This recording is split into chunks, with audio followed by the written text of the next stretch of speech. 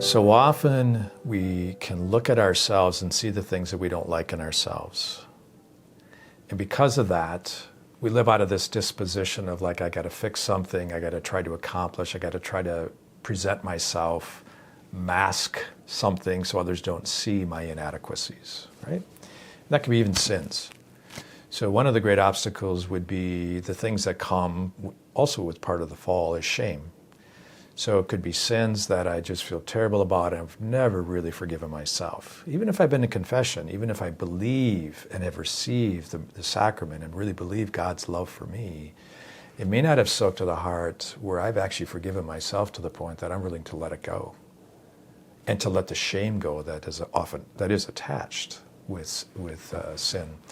So really starting off with that kind of like, what is it within myself that I may not like? Or what is it in others that I'm not accepting? Their brokenness, their limitedness because of original sin, patterns of sin in their life.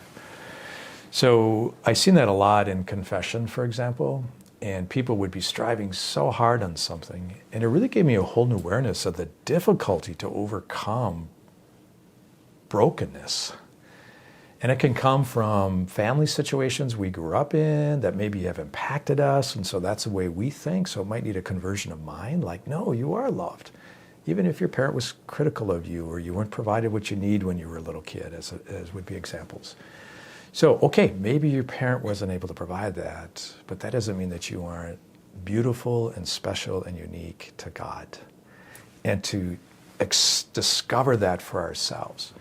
So I think of a time that often we struggle with that is when we get to that age in our life where we become much more self-conscious about ourselves, like maybe our bodies are changing, right? We go through those stages of our life and we feel inadequate and what's going on in my body and my friendships and my relationships and hormones and family relationships and psychologically as we go, we can have this kind of like awkward stages of our life, maybe when people get married and, kind of like growing into how do we grow as a spouse? We can feel maybe it's something we don't like about our body or our disposition or our spouse.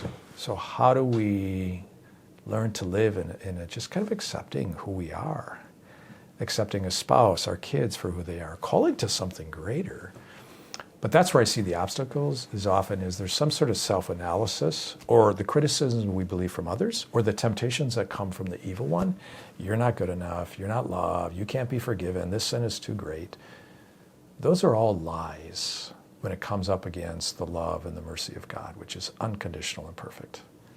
So it's really coming to discover that truth, but it's also naming the lie and rejecting it. So for some people, it's a matter of going through a journey of spiritual healing. Like what are the things where like lies I've bought into in my life that are holding me back from just great interior freedom and joy and peace in my authenticity, who I am, or the mask that I'm trying to put up so that others don't really see who I am because that's embarrassing to me, or I want to be seen as confident or competent or whatever the thing might be. So it's facing those, but that's why the time with the Lord is so important, that we actually discover the truth that despite our limits, despite our sins, our weaknesses, we are incredibly loved.